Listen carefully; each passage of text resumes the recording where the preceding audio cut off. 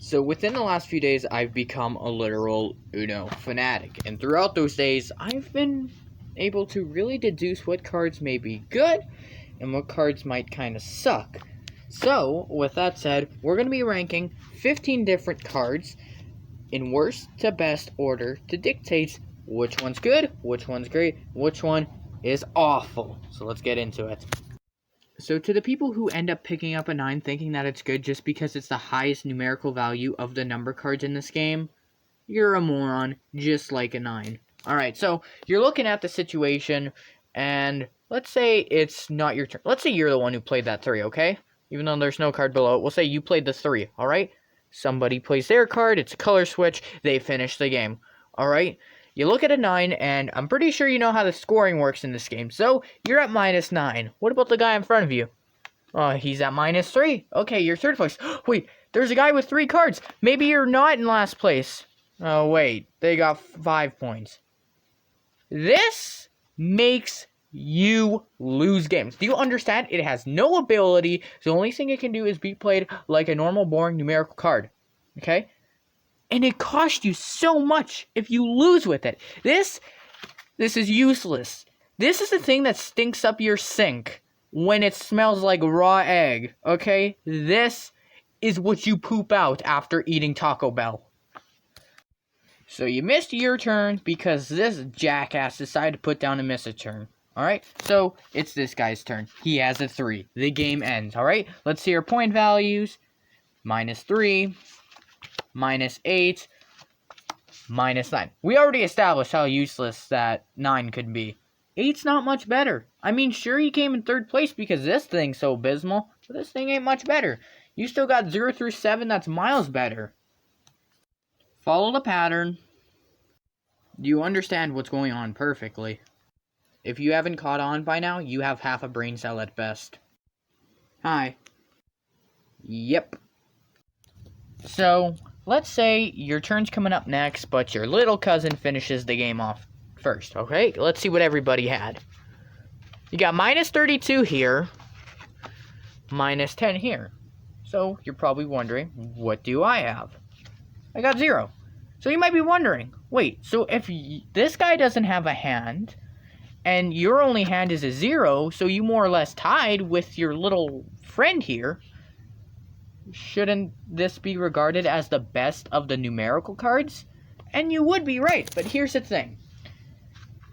Every single number has 8 copies total, 2 per color. 0 does not. 0 only has 4 copies, 1 per color. So because of its increased rarity in comparison to all the other numbers, I feel like ranking it as the 3rd best number card would make sense. I don't even have to set up a game to explain this to you. The losing penalty isn't big, it's more common. It's a safe card to lose with.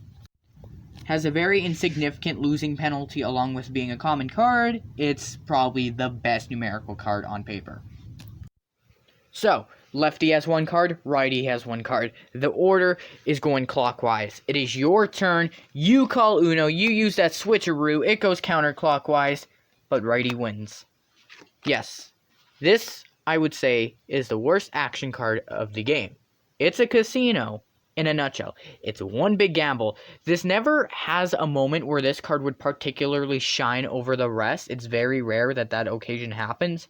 Sometimes if you realize that the turns are going clockwise and Mr. Counterclockwise over here needs to be stopped, and you know if you're playing 2v2s and your partner doesn't have anything to stop him, then this can be useful. But let's be honest, most times it causes bad luck. Not a bad card, not great either. Still better than the other cards though, because it can change a game quite a bit if it works in your favor. So, you notice how you're playing a 1v1 and you know you're down to 3 cards and you could easily use both of these in one turn, but you're not so sure if you should because your other friend has 2 cards and one of them could be a pickup 2. So, you know what? You play it safe. You use 1 pickup 2, alright? So now they're forced to pick up 2 and your speculations were right.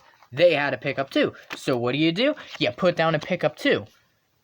But you realize they had a pickup 4 and you would have had to pick up 10 had the game not ended. Well, there's 1 card here. What was the first card we were going to draw? Can definitely make your game if used correctly. but at the same time can be used against you all too easily.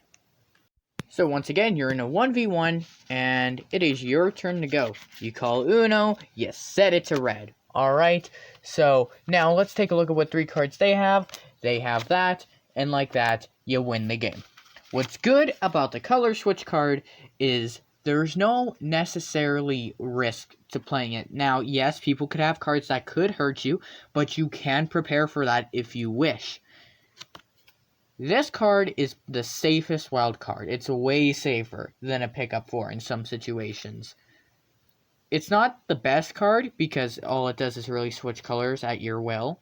In comparison to a miss a turn, this is a little bit worse as a whole, but this is a pretty safe card, so I think 3rd place is well deserved. For some reason, you just love the 1v1 action. It's your turn. You call Uno, he make it green. But then this guy, he sends it right back to you and calls it blue. And you're wondering, But there are exactly 8 cards here for some reason. But then you lay them all out and you realize you don't want to live anymore. It's a high risk, high reward type of card. People could challenge you, and it can backfire, along with people deflecting the flames of the +4 right back at you. But when it works in your favor, it does a very pleasant job of it. So 2nd best in the game, I think that's fair. So, it's your turn. You got like 8 or so cards left. The person you're playing against isn't worried because they only have 3. They feel like they're going to win because they're cocky assholes. But you want to show them how relevant they are, how much they don't matter to you. You want to treat them like that teacher ignoring that really eager kid to give an answer. That's how you want to treat them. So you know what you do? You skip their turn. Okay, you get to go again. And you skip it. And you skip. And skip, and skip, and skip, and skip, and oh, suddenly you won the game. Oh, don't forget to call Uno. Oh, Uno, he called it. You lost, and you kind of wondered, well, what did you have to fare against? Oh, you had a +4, but you couldn't use it. What's really amazing about the miss a turn card is that it cannot ever be used against you when you place it down. No matter what the scenario is, the card is always going to help you when you use it, no matter what. It is a very beneficial card. There is no possible way this card will not help you.